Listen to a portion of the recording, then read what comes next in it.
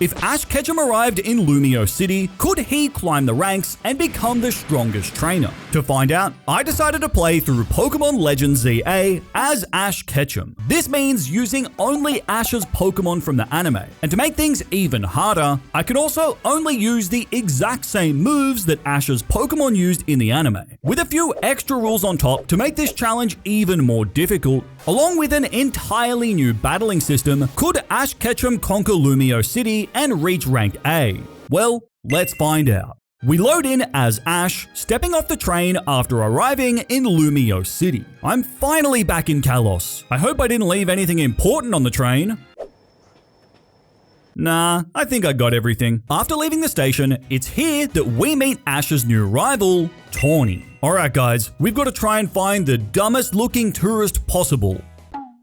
Ah, perfect. But before we have the chance to be scammed by Tawny, our bag is stolen. So Ash gives chase through the city before confronting the thieves. This Temu version of Team Rocket. Although Jesse, James and Meowth rolls off the tongue a lot better than Andy, Andre and Pancham. Regardless, to get our bag back, first we have to choose our starter. And this is actually a pretty tough choice. Ash has owned all 3 of these Pokemon throughout the series, and none of them end up being fully evolved, so there's no obvious choice here. However, after giving it some careful thought, I decided that my best choice here is Chikorita. Chikorita is the only grass type that Ash has access to in this entire game. On top of that, Ash's Chikorita is pretty adorable, and the fact that it has enough self-belief to try and square up against a Charizard is pretty respectable. So, with our first Pokemon now obtained, we square up against Pancham to get our luggage back. Chikorita is only able to use Tackle, and based on the moves that Ash's Chikorita knows, we'll be stuck with only Tackle,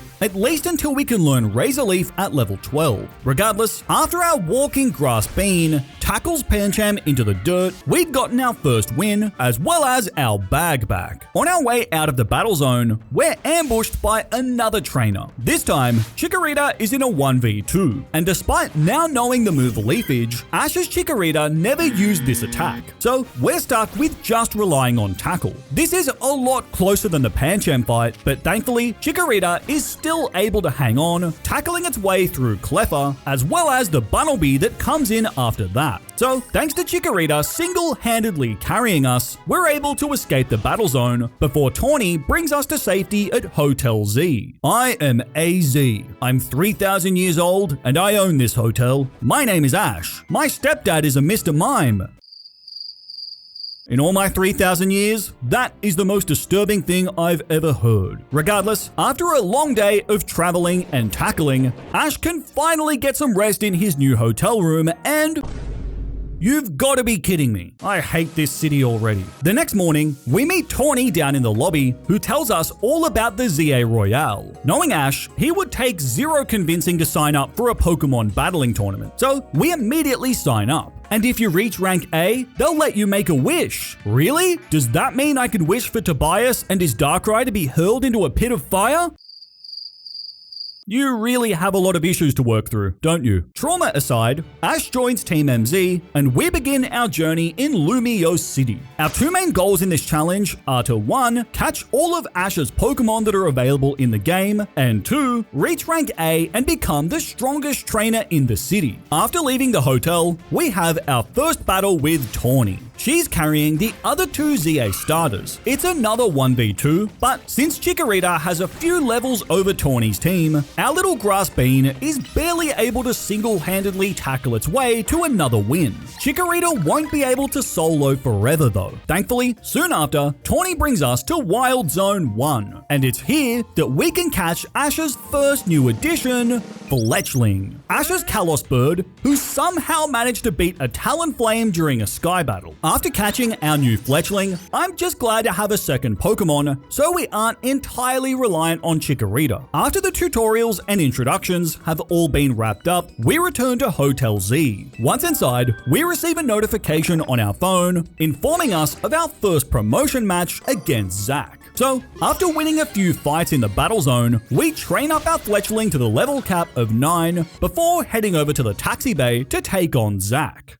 Come on, I'm a Pokemon champion. There's no way I could possibly lose to a rank Z trainer, right? Well, the fight begins as Zach opens with his Slowpoke. Not only is this thing bulky, it also lowers our attack by using Growl. I tried switching back and forth between my Pokemon to remove stat boosts. However, Slowpoke just spams Water Gun, Confusion, and Tackle, dishing out enormous damage. So, while I am eventually able to finish off Slowpoke, both of my Pokemon are below half health. This means that when Zach follows up with his Pidgey next, our team just doesn't stand a chance, as Tackles and Gusts completely rip us to shreds, with both of our Pokemon quickly falling. And yeah, just like that, we had lost to Zach, the worst trainer in the entire game. Zach has 3 Pokemon at his disposal, each having multiple moves that can deal damage and lower our stats, while my team on the other hand is just 2 unevolved Pokemon, each only knowing 1 move. I then went on to try this fight multiple times, even equipping berries on my Pokemon to try and maximize our chances. However, this was still not enough. On my best attempt, I was able to make it to Zach's ace, Pikachu. However, it's just so much stronger than any of my Pokemon, and ultimately, it still wasn't close. Having now lost a total of 4 times, I quickly realized that this battle just wasn't possible with our team as it currently stands. So, it was at this point that I decided to make one small exception into the rules, and that is Protect. In this game, the move Protect isn't just a move, it's basically a whole aspect of the new combat system. Think of it as the anime equivalent of simply having a Pokemon use Dodge. Using Protect requires perfect timing, so it adds a layer of skill into the game, which is why I'm fine with using it. Thankfully, it is a move that's obtainable early on, by catching an absolute truckload of bug types, and then delivering these to Mabel's front door, we can reach Research Level 4, awarding us Protect. No doubt, this would be a very useful move if we want any chance of making it deep into Legends ZA, although it's still not enough to beat Zach. I went on to try this fight several more times, and while Protect does help us to survive a bit longer, we still just don't have enough damage output. My team was quickly slapped into the dirt for 3 more losses. Zach had me completely out of my depth as Ash was being repeatedly stomped on. As such, I knew that there was only one option for beating Zach. However, I did not want it to come down to this, because to win this fight, we'll need Pikachu.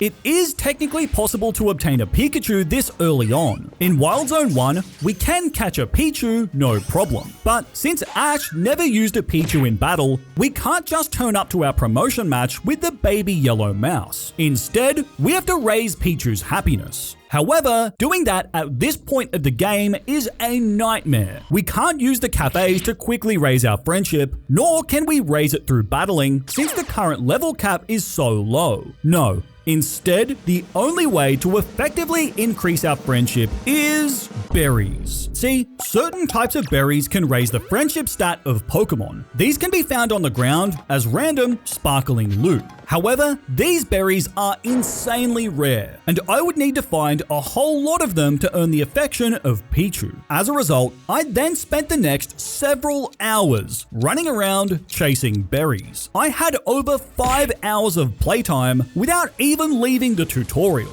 But after that enormous grind, I finally stuffed Pichu's face with enough berries, giving us the option to evolve. With that, we're now able to obtain Pikachu, Ash's OG ace, who I'm hoping can help us to finally claw our way out of rank Z. So, with our newly upgraded team now ready, we once again marched back to taxi driver Zach, ready for a rematch. This time, the fight is completely different. Since our new Pikachu has a good matchup into Slowpoke and Pidgey, we're able to lay down Thunder Shocks and Quick Attacks for really solid damage, which allows Pikachu to solo through Zach's first 2 Pokemon. Then, against his own Pikachu, it's a Pika on Pika showdown between the 2 yellow mice. Since our Pikachu is already weak, we're not quite able to hang on as our Pikachu goes down. However, with Zach now in the red, from here, Fletchling is able to hit the field and quickly wrap things up. With that, we had finally gotten our revenge against trainer Zach, somewhat repairing our reputation while also earning a promotion to rank Y. How was your first taste of competing in the ZA Royale, Ash? Honestly, I don't want to talk about it. I hate it here. While Zach may have been a nightmare early game roadblock, with him now out of the way, the shackles are off, as we can make a lot of progress in a short time. Because after Tawny introduces us to Vinnie as well as Emma, the map really opens up, finally giving us a lot more freedom. But first, after visiting a whole bunch of different shopping areas, I was able to make my character at least look a little more like Ash Ketchum. This was pretty expensive, but a side effect of picking up loot for hours is that I had plenty of valuable junk to sell. After that, our team is able to make some quick improvements, including Chikorita, who finally gets to learn a usable grass move in Razor Leaf. Even better than that though, by trading a random Pikachu to this lady, in return, we receive Heracross, another Pokemon of Ash's who's known for being a little strange. Regardless, it's a strong Pokemon and a nice addition to the team, even if its available moveset is pretty underwhelming. Although, this woman then commits an act of heresy by using a Thunderstone on the Pikachu we just gave her. You sicken me. What kind of coward relies on using a Thunderstone? After she had deservedly been locked behind bars, there's one more new Pokemon we can get for now, and this one is a big one. Because by completing a series of parkour courses within a time limit, we're given our reward of Froakie. This guy is Ash's most iconic Kalos Pokemon, and maybe one of his most iconic ever. Not only is Froakie an adorable little frog, it has a pretty sad backstory, being returned by multiple trainers before eventually joining Ash after he earned Froakie's respect. So, with our new frog on the team, our squad had gotten much stronger from when we first took on Zach. As a result, this allows us to make quick progress through the next few ranks. In our Rank X promotion match against Yvonne, she only has 3 Pokemon, which means, under my rules, I can only bring 3 Pokemon too. So, with these 3 as my chosen trio, our Froakie gets to make its debut, dealing some respectable damage to Spritzy with Bubble Beam and Aerial Ace. By teaming up with Heracross, Froakie is quickly able to help us work our way through Yvonne's first 2 Pokemon, after which our Ninja Frog continues being a beast, dishing out solid damage to the final Vivillon before finally falling. From here, our Ace Pikachu can thankfully clutch the 1v1 with Thunder Shocks and Quick Attacks, finishing off that flying bug. With that, our second promotion match had gone a lot smoother than the first, awarding us Rank X. Hey Ash, why did you decide to join Team MZ? I thought it might help me find Alan. I want a rematch with that Charizard spammer. Alan? I think he's on his honeymoon with Serena. Honeymoon? Yeah, they got married last month. He stole my Kalos title and my girl? I hate it here. I want to go home. After that last promotion, thanks to our updated level cap, our team gets a pretty big power boost, as now several of our Pokemon are able to evolve, giving us our new and improved Bayleaf, Frogadier, and Fletchinder. While the other 2 can still evolve into their 3rd stage, in the case of Bayleaf, Ash never owned a Meganium, so this is as strong as our starter is going to get. Regardless, our team was really starting to come together, and pretty quickly, we made our way towards our Rank W promotion match. This time, it's a 4v4, but largely thanks to our new evolutions, this fight is pretty smooth. Thanks to Aerial Ace and Bubble Beam,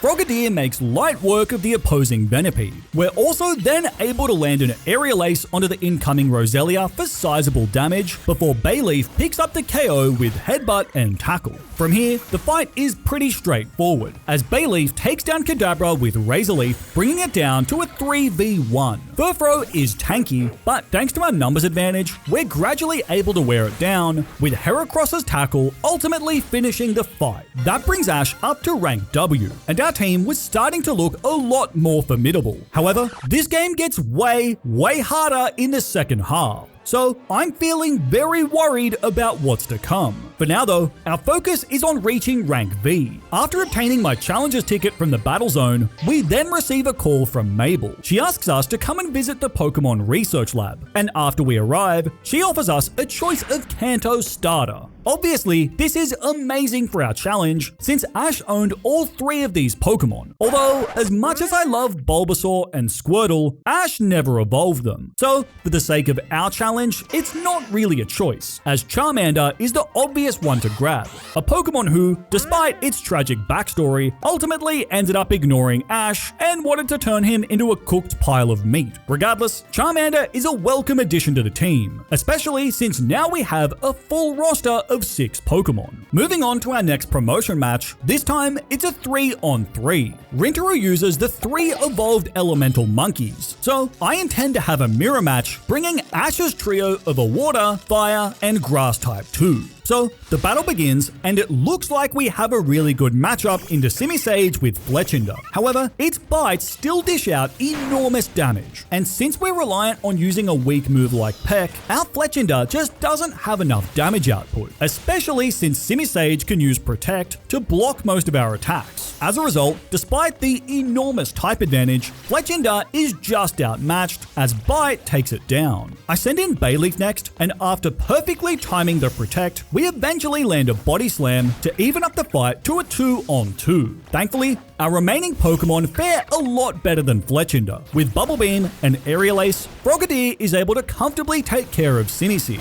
And against the final Simi Paw, Bayleaf once again gets the job done, as Body Slams and Razor Leafs ultimately secure our win, as well as our new promotion to Rank V. After leaving the restaurant, we're faced by Zygarde, who we then have to chase down across the city. Ultimately, this leads to our introduction to the concept of Rogue Megas, and more importantly, it's at this point that we receive our Mega Bracelet. This then leads to our first Rogue Mega fight as we take on Absol using AZ's Lucario. While that's happening, I want to briefly talk about one of the new rules I decided on while playing through this challenge. Usually, I would only Mega Evolve a Pokemon if Ash did too, but since this game is all about Mega Evolutions, and Mega Evolving is pretty much required for dealing with Rogue Megas, I decided that it would be more fun if Ash was allowed to Mega Evolve any of his Pokemon that actually have a Mega form. So with that out of the way, after eventually taking down the Rogue Mega Absol, Tawny finally arrives on the scene. Hold on, did Ash take care of the Rogue Mega? Why do you sound so surprised? I'm literally the strongest trainer in the world, Tawny. Despite our recent dominance though, this is the point of the game where I start to get worried. As the next day, Tawny and I head over to Quasartico HQ to discuss the Rogue Mega problem with Vinnie. It's here that Ash finally starts to get some of the respect he deserves, as Vinnie acknowledges that Ash is far stronger than Rank V. I mean, maybe Season 1 Ash who tried to Thundershock a ground type was worthy of Rank V, but modern day Ash is far more deadly. So our next rank up will promote us all the way to Rank F. But to get there, first we need to beat Vinnie.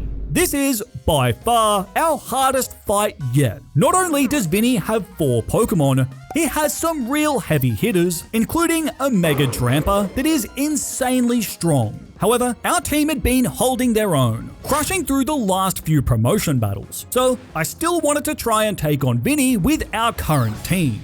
Except this went pretty terribly. The start of this fight is actually not too bad, as Frogadier can hold its own against Houndoom before we take the early lead with Bubble Beam.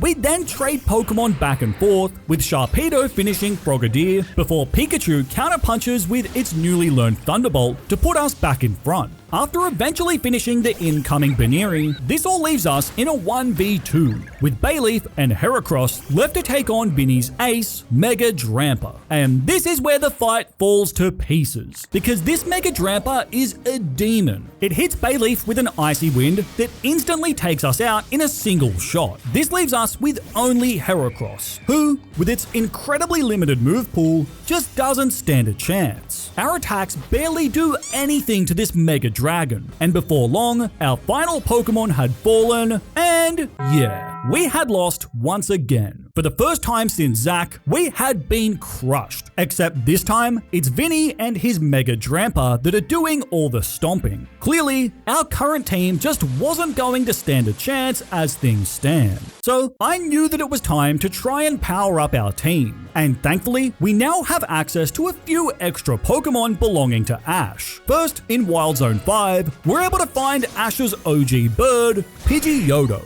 an icon of the first series, who actually learns Wing Attack, making it a temporary flying type upgrade over Fletchinder. After that, our next catch is a Pokemon who I think is going to be vital in this run, Krokorok. The goofy and emotional crocodile who, unlike most of Ash's Pokemon, actually learns some really strong moves. Besides Krokorok, there's another Pokemon of Ash's that we can find in Wild Zone 8, Gible. As cute and hilarious as Gible is, this little guy will never get to evolve and doesn't learn any usable moves for quite a while, so it won't be much help in taking on Vinnie. But a Pokemon that will be helpful for taking on Vinnie is our next encounter, Riolu. Riolu didn't join Ash's team until pretty late in the series, but this little guy will become a beast because after those catches, we're also able to evolve two of our Pokemon. First up is Charmander, evolving into Charmeleon for a nice power boost. And with moves like Flamethrower and Dragon Breath, this Pokemon will definitely become more important over time. Our second and final evolution for now is another one that requires high friendship, but unlike Pichu back in the beginning of the game,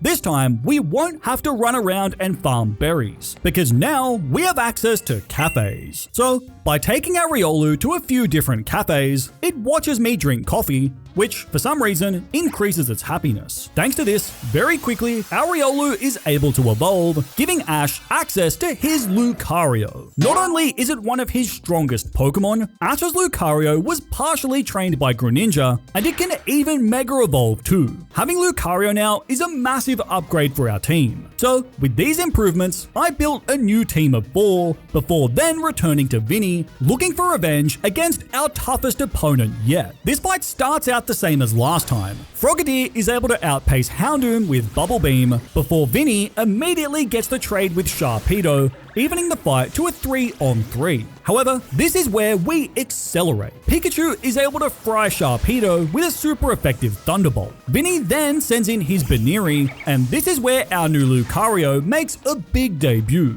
All Lucario needs is a single Aura Sphere to blast Baniri off into the stratosphere, meaning that, once again, Vinnie was left with only his Ace Dragon, the terrifying Mega Drampa. However, since this is a normal type dragon, Lucario has a great matchup here. Super effective Aura Spheres dish out big damage, as 2 of these are all we need to claim the KO. With that, we had claimed a dominant victory over Vinnie, largely thanks to Ash's new Lucario. That win earns us a massive promotion all the way to rank F. So Ash was starting to climb the ranks, but from this point on, just about every fight is against strong teams with Mega Evolutions, so there was still a lot of pain on the horizon. For now though, following our rank up, we're asked by Vinnie to assist Quasartico with handling rogue Megas around the city, with the first round being Slowbro, Camerupt, and Victory Bell. Ash, to help you in this quest, I've got something special for you. I'd like you to have this Meganiumite. Oh,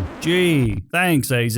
This will look great on my Bayleaf. To help take on these rogue Megas, first, we have to find some Mega Stones that we can actually use. To do that though, first, I had to grind Mega Shards. By running all over the city and breaking these pink rocks, we're awarded a few shards each time. These can be used to buy some of the Mega Stones, but it's incredibly expensive. So I had to spend the next hour running across rooftops and breaking these shards. During this time, I even came across something awesome, a shiny Trubbish. It's such a cool shiny, which is why it's such a shame that I have to kill it. Since Ash never had one of these, I can't either. Can I get some Fs in the chat for the first shiny I've had to kill in Legends ZA? After a while though, I had over 500 shards, which is enough for us to buy the Mega Stones for Heracross and Lucario. So now we have Ash's official Mega Evolution, Mega Lucario. But besides Lucario and Heracross, there are 2 other Mega Evolutions we can obtain right now, although these also require a lot of grinding. The first of these involves earning a lot of money. So I did some battling in the battle zones, as well as sold all of my items, which gives us just over the 100,000 that I need. Also, as a side effect of all that battling, our Pokemon Pokemon were able to reach level 36, which finally gives us access to a bunch of evolutions that I've been waiting on. The first of these are our two birds, who were both able to evolve, giving us Ash's Pidgeot as well as Talonflame. Neither of these have amazing movesets, but having some strong flying types is going to be very useful in the near future. After this, we receive two of Ash's most iconic evolutions of all time, starting with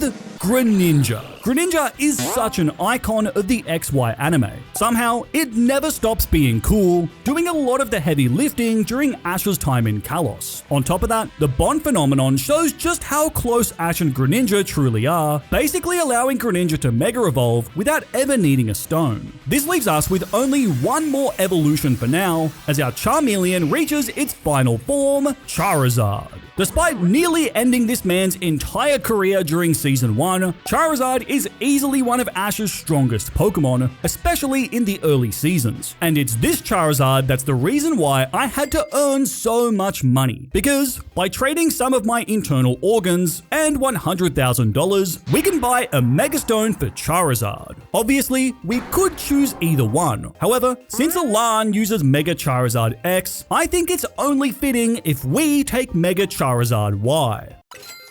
This leaves us with only one more Megastone that we can obtain right now, Greninja. To obtain this one, we have to play online in ranked battles. So I assembled our strongest 3 Pokemon and went into ranked. This was actually pretty fun. These battles are a 4-man free-for-all to see who can pick up the most KOs. Although being stuck with Ash's moveset made this incredibly frustrating at times. Regardless, I was able to win a few games, and after about an hour, Ash's team had reached rank K, earning us the Greninja Megastone. While that all took a lot of grinding, now we have 4 Megas at our disposal, and they were about to be on full display as we take on the first round of Rogue Megas. Against the Rogue Camerupt, we unleash Mega Greninja for the first time, and this thing is a monster. Not only does it fly around using its shuriken, it's also insanely strong. Mega Greninja just decimated this Camerupt in about 30 seconds with its signature move, Water Shuriken, drowning out the oversized camel. After that, against the Rogue Victory Bell, Ash's flying types are out in full force, with Talonflame and Pidgeot doing solid damage, while Mega Charizard burns this thing to shreds with flamethrowers for big damage. Before long, all 3 Rogue Megas had been taken care of, and Ash's team had really started to become powerful. After returning to Hotel Z, we're ambushed by Zygarde for a battle, the powerful, legendary Pokemon who helped save Kalos.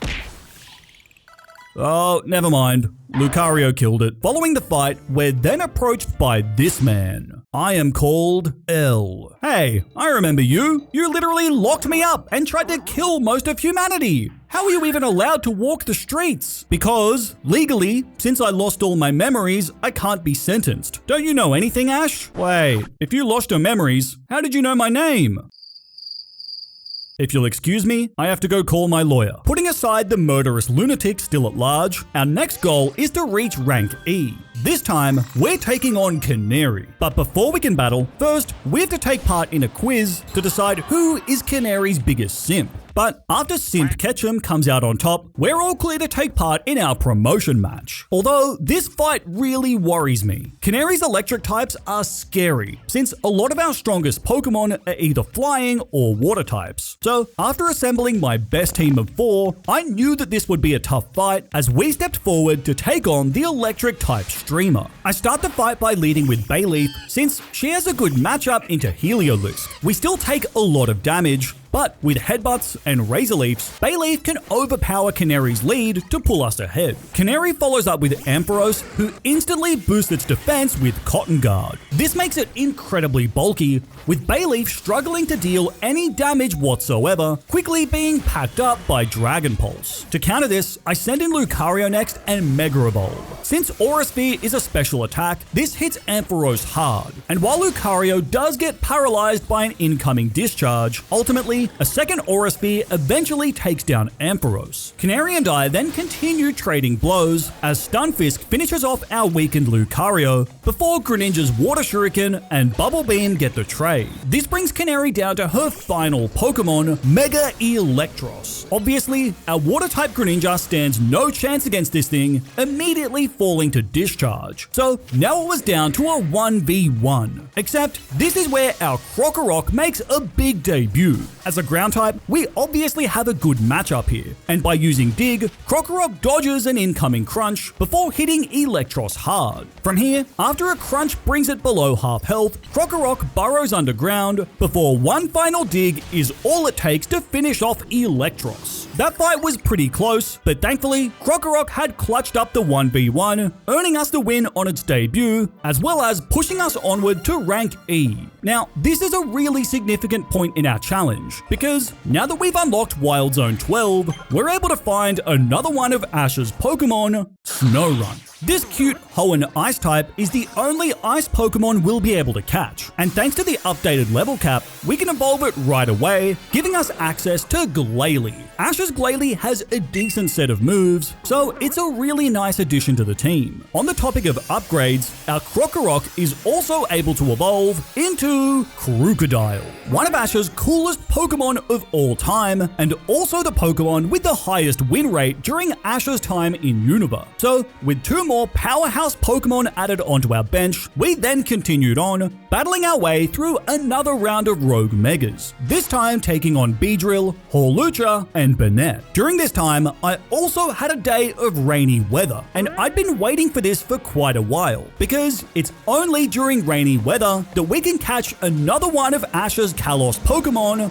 Goomy. The Goomy I found was an alpha, but that didn't stop Krookodile from crunching it into oblivion before thankfully catching it. With Goomy safely secured, next, we turn our attention towards our next promotion match. This time, we're taking on Ivor from the Fist of Justice, and this is a fight that horrifies me, because between Greninja, Krookodile, and Lucario, a lot of our strongest Pokemon are weak against fighting types, which means that we would have to rely on some of Ash's other Pokemon to get us through this. However, Ivor's team is insanely strong, especially his final two Pokemon, Machamp and Mega Phalanx. Regardless, Ash has some solid flying types at his disposal, so I was still feeling confident as we approached Ivor, ready to earn our next promotion. Ivor leads with Heracross, while I open with our flying type Pidgeot. While this should be an easy KO with quad effective damage, it's not that simple. A wing attack isn't enough to KO Heracross before Pidgeot is hit with a painful Brick Break.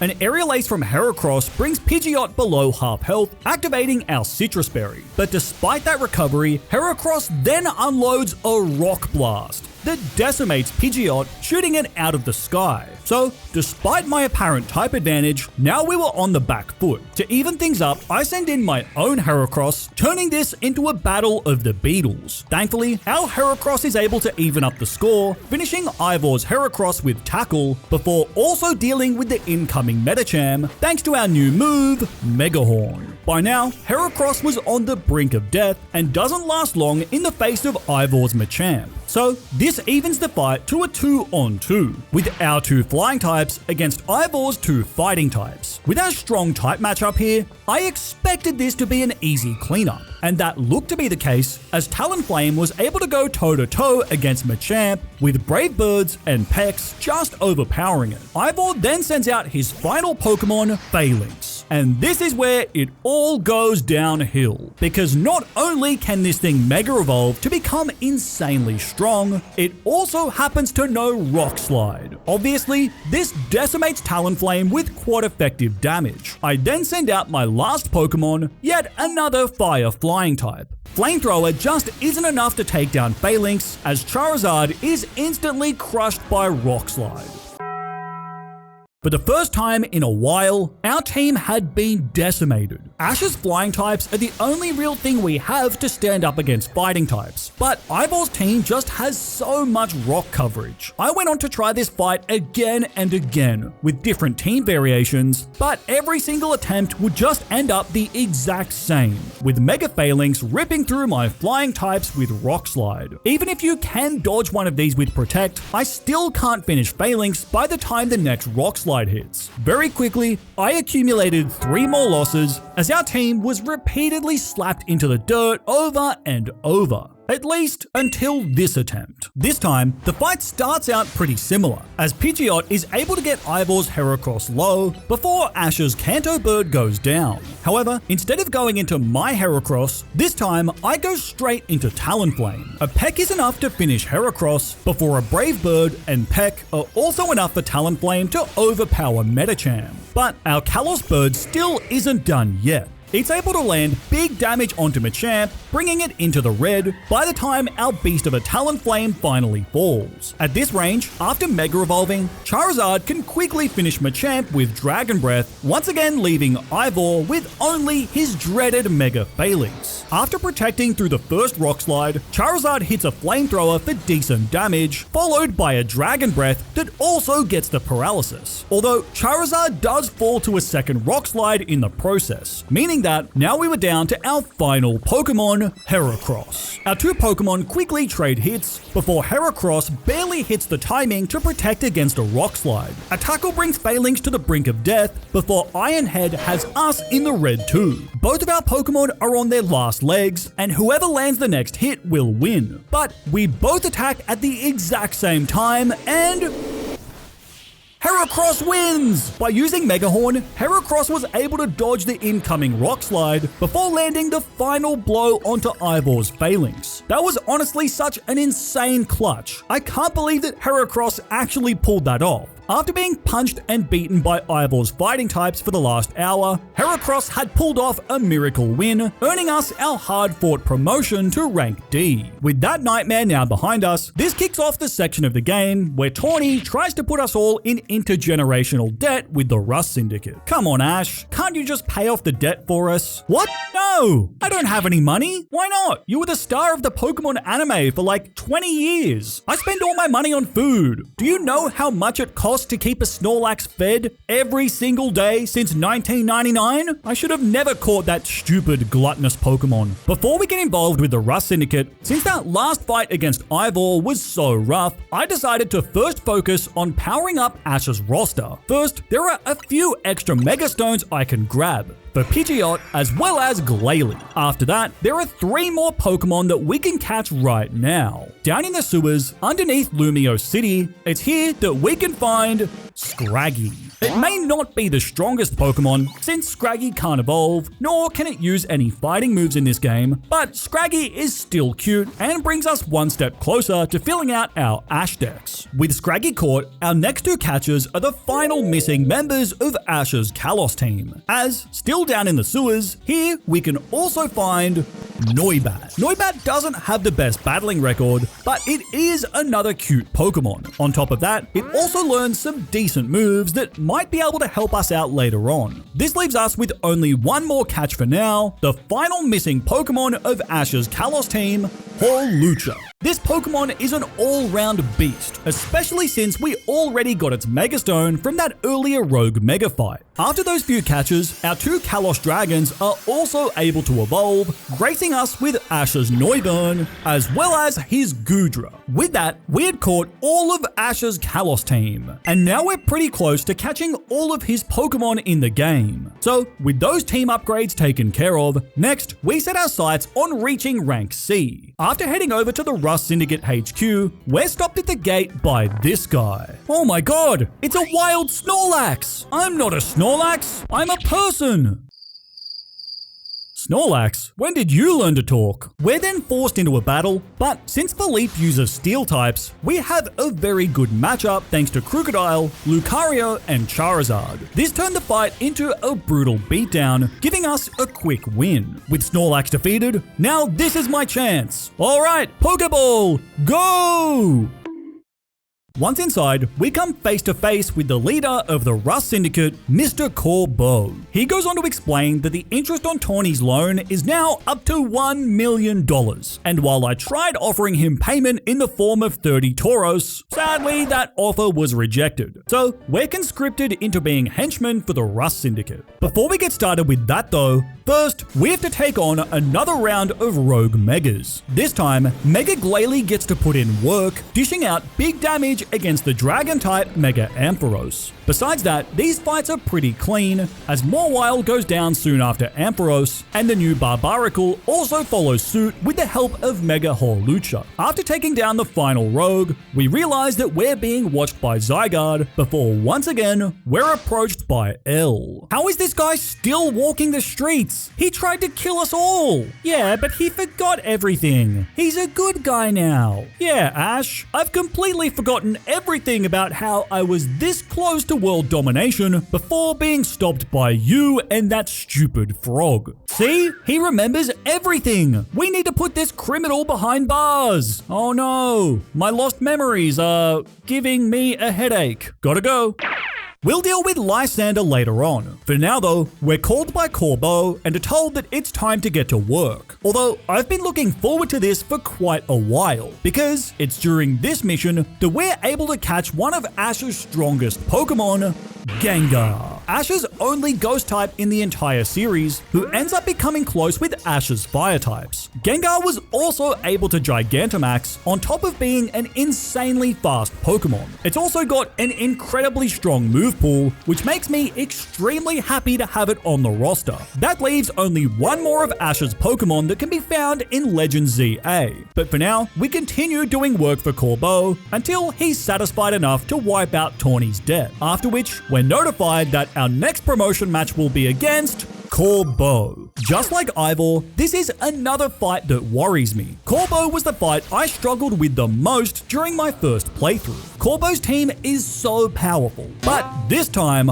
I'm much more prepared. So with my chosen 4 Pokemon in tow, Ash charged into the Rust Syndicate HQ, demanding a promotion match with Corbeau. Against Arbok, I lead with Crocodile, as a super effective dig brings it to low health before Crunch secures the KO, giving us the early lead. However, then Gyarados hits the field and this thing is a demon. Crocodile can dodge a waterfall by using Protect before Crunch does some solid chip damage. But due to Gyarados' annoying Bounce and Dragon Rush combo, that's all Crocodile can manage before being taken down. To try and deal with this thing, I then send in Ash's ace, Pikachu. After using a Protect to barely survive through Waterfall and Crunch, Pikachu is just able to land a Thunderbolt for massive damage onto Gyarados. Although Pikachu still isn't enough to finish off Gyarados, as our ace falls to Dragon Rush. But with Gyarados at low health, Charizard can thankfully finish it off with Dragon Breath, bringing the fight down to a 2v2. Our Gengar has a great matchup into Roserade, as super effective Psychics hit the Poison Flower hard. With our Citrus Berry coming in clutch to keep Gengar alive, a second Psychic is ultimately enough to put us back in the lead. Now Corbeau was left with only one Pokemon, but it's his ace, the deadly Mega Scolipede. Thankfully, Gengar somehow manages to land a Psychic, as well as an Ice Punch, bringing the bug below half health by the time our Ghost is crushed. Now it's a 1v1 with both of our Pokemon at low health. Regardless, after Charizard Mega Evolves, one last super effective Flamethrower is all we need to burn that bug, defeating Corbeau in an insanely close battle. With that, our promotion is secured, with Ash now reaching the height of rank C. Later on, back in Hotel Z, we receive a visit from Corbeau, who ultimately decides to clear Tawny's debt. So now that Tawny's loan is paid off, can I get a loan next? Please, my Snorlax is famished. He hasn't eaten in minutes.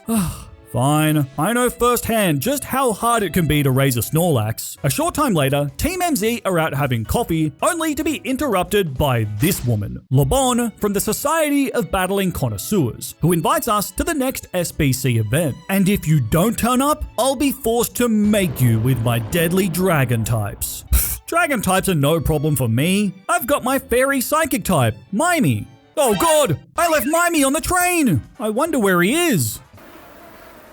I'm sure he's doing just fine. Now, this next section of the game is pretty long, but the shortened version is that after taking on another round of Rogue Megas, we end up having to fight LeBon at the front of Hotel Z. This fight actually ends up being really close, with Gengar clutching up in the final moments to just win the 1v1 against Mega Dragalge. After that, we attend the SBC event where it's revealed that Ash will be taking part in a tournament. Only by winning this tournament can we earn our promotion match against Jacinth. This tournament has us rematch against 3 of our past opponents. These fights are not easy, but while our opponents' teams are still the same, Ash's roster has improved a lot. Against Canary, Crocodile rips through the majority of her team single-handedly before Gengar ultimately cleans up Electros. Against Ivor, his Rock Slide Phalanx is no longer a giga threat. In this fight, Talonflame still goes crazy, Brave Birding and pecking its way through Ivor's first 2 Pokemon, while also dealing big damage to Machamp. Thanks to having Gengar with Will-O-Wisp, we can nerf the Mega Phalanx before Psychic eventually takes it down, giving us a much smoother win this time around. After also defeating Corbeau in a similar fashion to last time, we had cleared through the tournament and earned the right to fight Jacinth. However, before the fight can begin, we're interrupted by Zygarde. We have to fight Zygarde in its 50% form, but thankfully, Glalie makes this pretty simple with its quite effective Ice-type attacks. With a quick assist from Crocodile, Zygarde is taken down. With that, we're finally clear to take on our promotion match against Jacinth. On paper, this is a terrible matchup for Ash. Literally half of our entire roster is weak to Fairy, including some of our strongest Pokemon. While 2 of our Pokemon do have reasonable typings, Lucario's only Steel move is Bullet Punch, and Gengar's only Poison move is locked behind Mabel's research tasks. On top of that, this fight is also a 5-on-5, making it even more treacherous. Regardless, after assembling Ash's strongest team of 5, we have no choice but to step forward and face Jacinth to try and earn our next promotion. The battle begins, and my plan here is all-out aggression. Since Jacinth leads with Carbink, I immediately Mega Evolve Greninja to try and pull some early momentum, and this works perfectly, as a Water Shuriken followed by a Bubble Beam are enough to get the first KO. But Ash's Greninja was not done yet. Our boy was about to go insane, as Greninja would then proceed to crush Mawile, as well as the Rock-type Aurorus that comes in after that. Eventually, after also dishing out some solid damage against Gardevoir, Greninja finally goes down. But that massive contribution now leaves us in a 4 versus 2. And once Lucario finishes off Gardevoir with a Bullet Punch, that quickly turns into a 4v1. From here, once Gengar hits Clefable with Will-O-Wisp, our win is basically guaranteed. The burn gradually continues chipping away at Clefable's health before Glalie ultimately finishes the fight with Ice Beam. With that, Ash had beaten Jacinth on the first try, despite the pretty awful matchup. That win was mostly thanks to Greninja putting in work. Regardless, Ash's team was on a roll, now having reached rank B.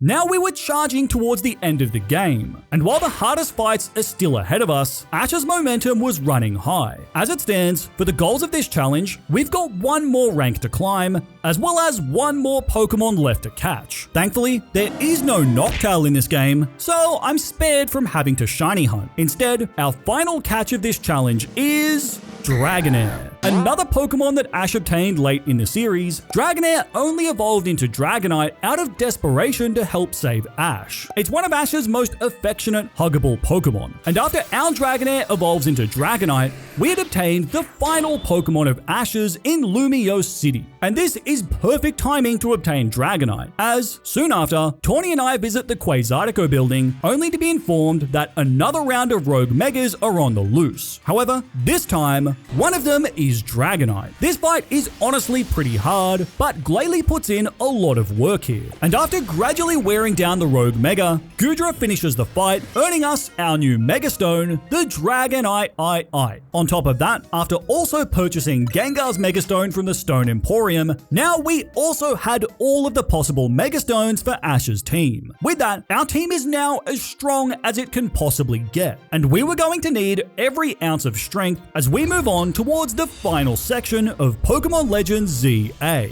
So, first we worked our way through the final 2 rogue megas, Tyranitar, as well as the incredibly goofy looking Starmie. After both of those had been handled, this kicks off our quest to uncover the identity of Grisham, the mystery man who will be our opponent for the rank A promotion match. After investigating through Emma, as well as Mabel, we uncovered that Grisham is this guy, a former member of Team Flare who wants to restore the reputation of all former Team Flare members. But before we can have our promotion match, first Grisham brings us to the old location of Lysander Labs, and it's here, down in the basement, that we come face to face with the man himself.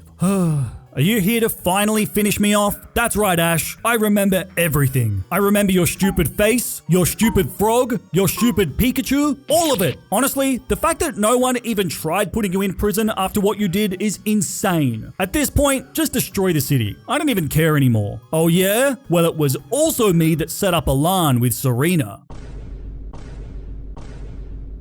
Pikachu? Get me my gun. Lysander quickly escapes to go and hatch out another plan, leaving us to go and fight Grisham for our promotion match. This is by far our hardest fight yet. Not only is this fight a 6-on-6, but all of Grisham's Pokemon are strong, including an insane Mega Charizard X. And on top of that, his team also has a lot of variety, meaning there's no easy way to sweep through his team. On the plus side, now that we have all of Ash's Pokemon, I was able to build our own strong team of 6. And with that, we stepped up to face Grisham, ready to earn our spot in Rank A. Our start to this fight is very dominant, leading with Hawlucha. A quite effective flying press instantly wipes Grisham's Pangoro off the map. Then, when Malamar hits the field next, I quickly switch out into Heracross before a super effective Mega Horn wipes out my friend Malamar in a single shot. So now we had a 2 Pokemon lead, and this is where Grisham and I start trading blows back and forth, as Pyroar wipes out Heracross with Overheat before Ash's Greninja hits the field to get the trade on Pyroar with a Water Shuriken and Bubble Beam.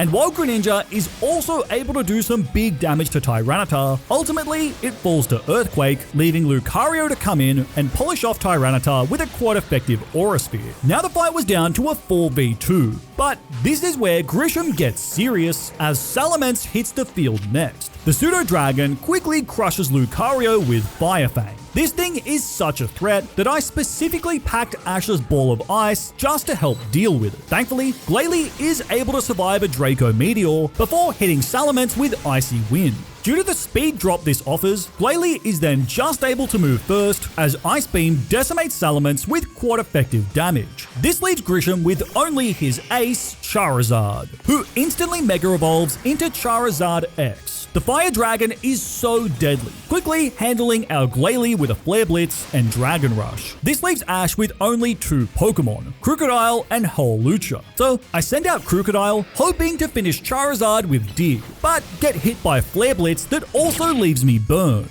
As a result, Krookodile's damage is nerfed, which allows Charizard to comfortably eat our hits. So, after surviving both a Dig and Stone Edge, Charizard is still alive as Krookodile falls to burn damage. Now down to only Hawlucha, we tank an Air Slash before Flying Press connects, bringing Charizard down into the red. We're then hit by a Flare Blitz, which Hawlucha just manages to survive. And while Charizard manages to block our next X-Scissor, Hawlucha is still fast enough to land one last Flying Press, which thankfully takes down the menacing Charizard. Despite another insanely close fight, Ash had defeated Grisham, earning our promotion to the top of Lumio City at Rank A. After the fight, Zygarde seems impressed by Ash's main character plot armor before we're then approached once again by this heinous criminal. Lysander, what were you doing in Prism Tower just now? Let's just say I forgot. You're gonna try and destroy the city again, aren't you? Maybe. Later on, Tawny informs us that she's also made it to Rank A, and sure enough, that night, Prism Tower begins to erupt with mega energy, once again threatening the entire city. Once we investigate the tower, the situation looks grim, and only the strongest trainer can take control of Mega Floette to handle the tower. So, as the 2 Rank A trainers, Tawny and I decide to have one final showdown to determine which of us is truly the strongest. Tawny's final team is so strong though. During my first playthrough of Legends ZA, I couldn't win this fight. So, with the team consisting of Ash's strong strongest 6 Pokemon, it was time to try and defeat our rival for Ash to claim the crown of the strongest trainer in Lumio City. This is the final showdown with Tawny. I lead with our Crocodile, but since Tawny's Meowstic has no moves that can hit me, it instantly gets swapped out for Goodra, so I switch too, bringing in Gengar. Goodra is really bulky, but since Gengar hits hard and moves fast, we're able to take it down quickly with Dazzling Gleams and Shadow Balls. Tawny then sends in Meowstic again, but once Crocodile comes out, we both end up switching, leading to Lucario against Avalugg. This is a really good matchup for us, as Avalugg's low special defense means that 2 Aura Spheres are all we need to secure the KO. Feraligatr comes in next, and I try to have Crocodile lay down some damage, but Liquidation hits our Crocodile hard. So I'm forced to switch, bringing in Lucario again. Despite taking a ton of damage from Bulldoze and Ice Fang, Lucario just survives on 2 HP, allowing us to fire off the last Aura Sphere we need to secure our 6v3 lead. And things were about to get even worse for Tawny, because after Manectric finally takes out Lucario, Crocodile can quickly get the trade with Dig, burying Manectric with super effective damage. And since Tawny always finishes with her Mega, this means that Meowstic comes out next. This Pokemon has no moves that can possibly hit Crocodile, although Meowstic does manage to set up screens. And since I don't want these to still be on the field when her final Pokemon comes out, I just have to wait around with Crocodile. But once the screens are about to fade, one final crunch takes down Meowstic, leaving Tawny with only her final Pokemon. Mega Ember is a beast, with pretty insane coverage. However, with the fight down to a 5v1, Tawny just doesn't stand a chance here. Despite Ember putting up some resistance against Crocodile and Pikachu, ultimately, one last Dragon Claw from our new Dragonite is all it takes to finish the fight. With that, Tawny had been defeated, and Ash was now undeniably Lumio City's strongest trainer. However, despite winning, Tawny begs us to let her be the one to enter Prism Tower. We don't really have a choice, so Tawny ascends with Mega Floette, leaving us to deal with the situation on the ground. So, after gradually working our way through the city, fighting off rogue Megas, and battling alongside our past opponents from the ZA Royale, Ash eventually teams up with Zygarde to take on Orange. This fight is pretty treacherous, but after working our way through 3 phases of battling these flowers, Zygarde ultimately finishes the rogue Orange with Nile Light, saving the city from total destruction. With that, Ash Ketchum had become the strongest trainer in Lumio City and saved Kalos from annihilation once again. Jump into this video next for more Pokemon content. Like the video if you enjoyed it, and let me know which Mega of Ash's is your favorite in the comments below. Take care, and I'll see you in the next video.